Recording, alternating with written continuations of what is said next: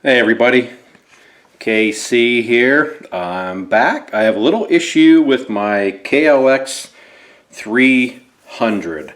I had noticed probably, geez, I don't even know how many miles back when I was on the street, my front end was kind of doing the up and down bounce.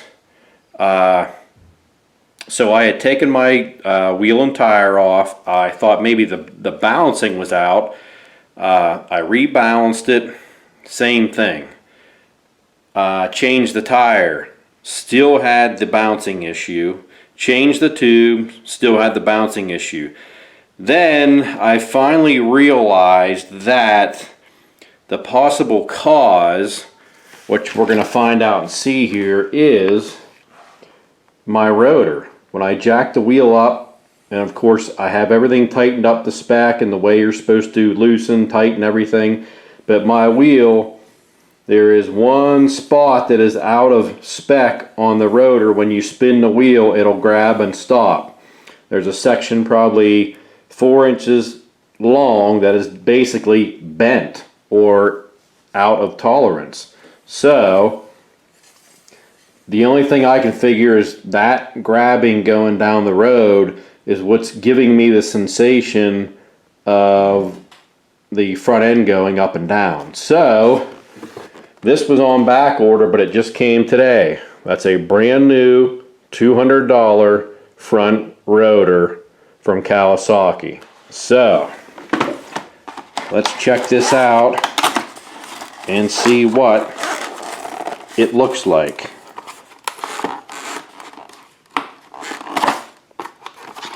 Jesus, like, can't anything be easy to open? Like, all I want to do is just open it. Everything's got to be contrary.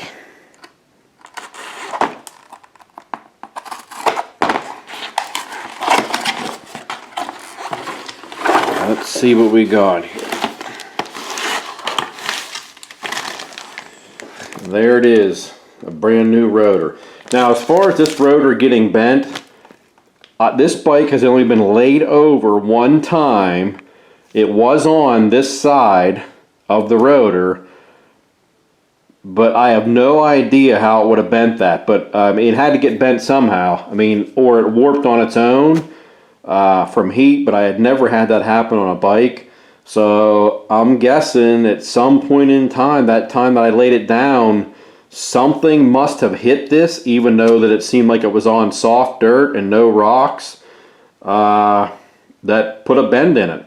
But anyhow, I'm going to go ahead and get this wheel torn off, and I'm going to get this new rotor on, and if that's not what the case is, and it still bounces up and down, I'm out $200. But I don't even know what it could possibly be then, because the bike didn't do it when it was brand new. The bike was fine even for the first few hundred miles. I can't remember when I laid it over, but it was probably in the 500-mile area range, and I just recently noticed it, so I don't know what's going on. But anyhow, we're going to get this rotor replaced and see what happens. Alright, let's get this axle loosened up. I'm using a 19 and a 17. That's 19 on the nut.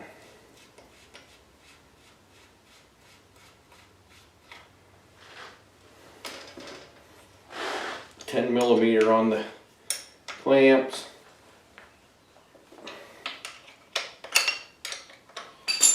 And as usual, I did not look up any specs on this. When I tighten this stuff up, I just tighten it up to feel.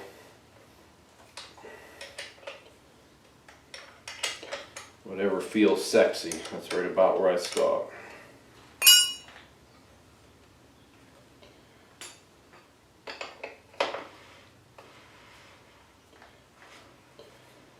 Just push that axle out, or pull it, I guess you could say.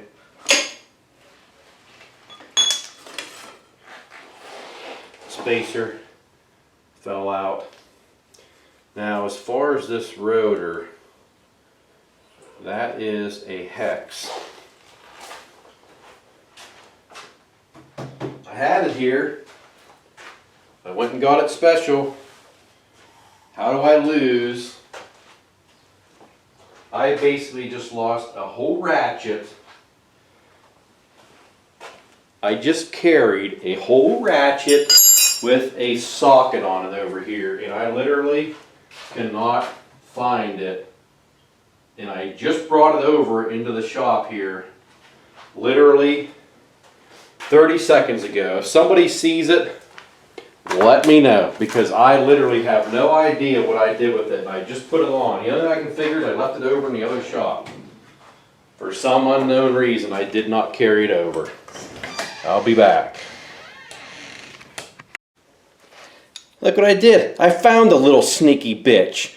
It was right on my toolbox where I laid it, right behind my back, and I couldn't see it.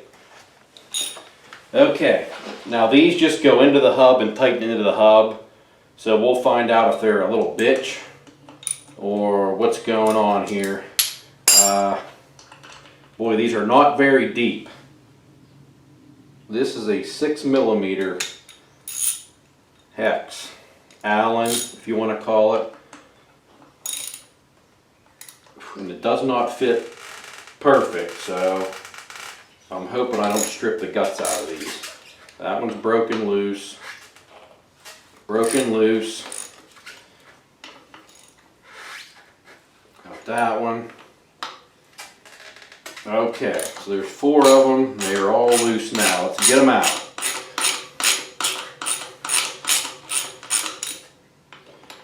I do see they have red Loctite on them. Now I'm going to try to keep, a lot of guys ask about this foam. They think it's like from shipping and it shouldn't be there. That's a harmonic like dampener on here. I guess you could take it out. I'm sure some guys did, but it is also on my KLR650. I'm guessing it's to help with a vibration or something like that. I've never seen it on a bike, but it is supposed to be there. I guess I could take it off and try it. Maybe it's putting pressure on the rotor, and that's why I'm getting that little bit of a warp sensation. I don't know. I mean, we'll see what happens when I put this new rotor on. If that foam's pushing out on it, maybe I'll have to cut that foam out and try it.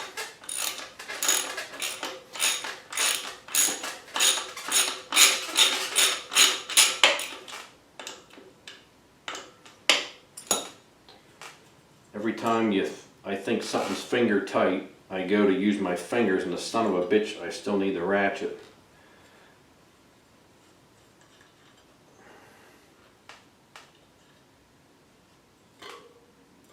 Okay, I'm going to keep that foam in the exact spot that it's in.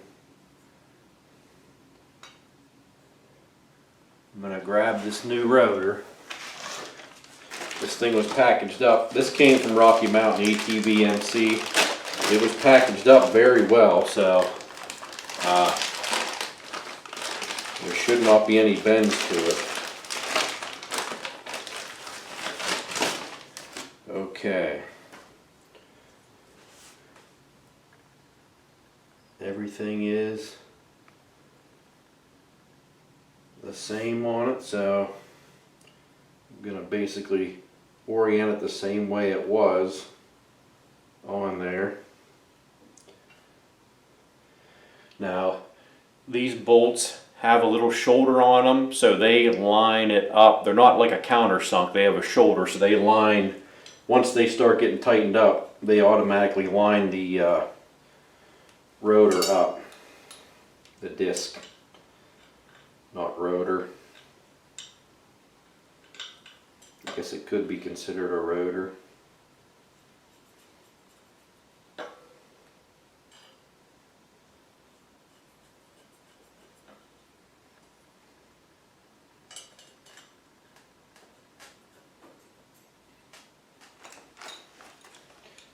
Start getting these all turned in evenly here. And you'll want to wipe this. Even though this was sealed up from the factory, wipe some a rag with some brake clean, or before you even put it on here, squirt it down with some brake clean. I am going to wipe over here with something. I mean, my fingers were probably a little bit greasy from taking that wheel off.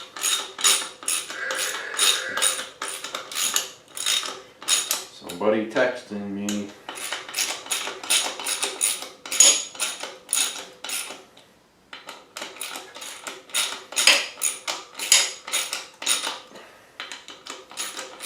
I was trying to do these pretty even, but I kind of got carried away there a little bit.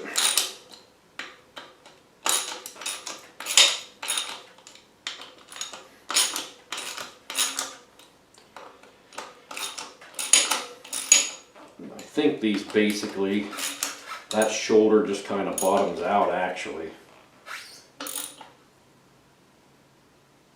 And I'm just giving them a like that. And this cheap 6mm hex bit that I have, it's not a Craftsman, Snap-on, nothing like that. It does not fit perfect, so it worries me a little bit trying to crank on them. Okay, if you don't have much grease in here, you'll want to smear some grease in there. Mine are pretty good. Never hurts to have extra grease in there. Now the tricky little part is getting everything lined up here, as always.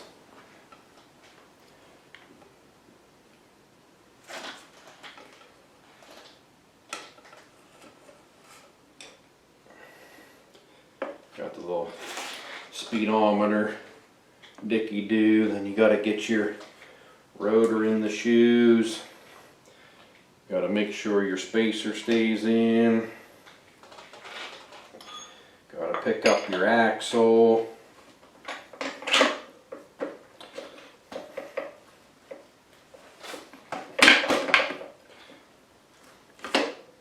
Everything lined up on the disc side.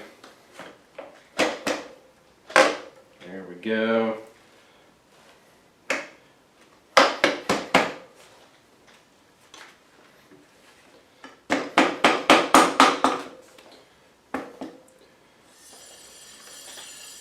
Well, I'll say one thing right there.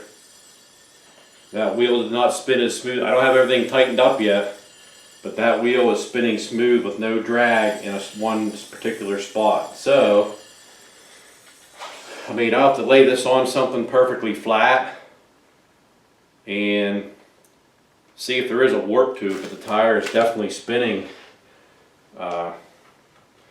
good. So I'm going to go through the procedure here of tightening this up.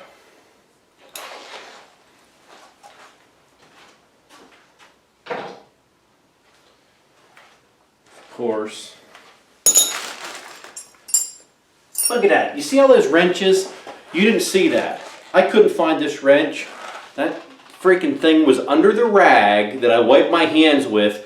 It was tucked up underneath that rag perfect to where I couldn't see it. God, amazing. Boggles my mind.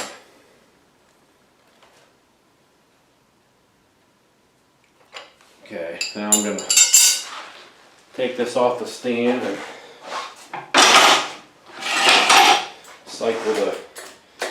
do the brake a couple times, cycle this suspension.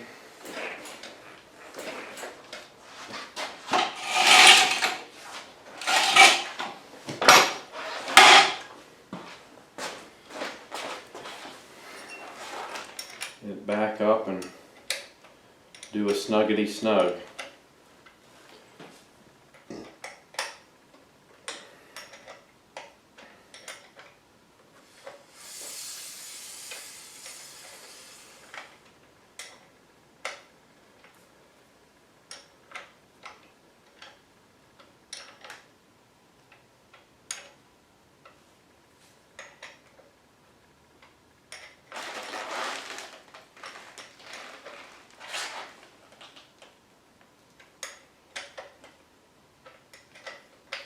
Like I said, I don't know the freaking torque on these. I mean, I never tighten these, I never crank these way down, just kind of so they're snugged up. The wheel is definitely doing better, because before, if I would spin it, it would make maybe 2 revolutions, or not even one sometimes. It would hit that spot that was bitched up on that, and it would stop. So I'm hoping that took care of my up and down, up and down. I mean, we'll have to take it for a test ride and see. And I definitely want to try to find a perfectly level surface and see how that lays.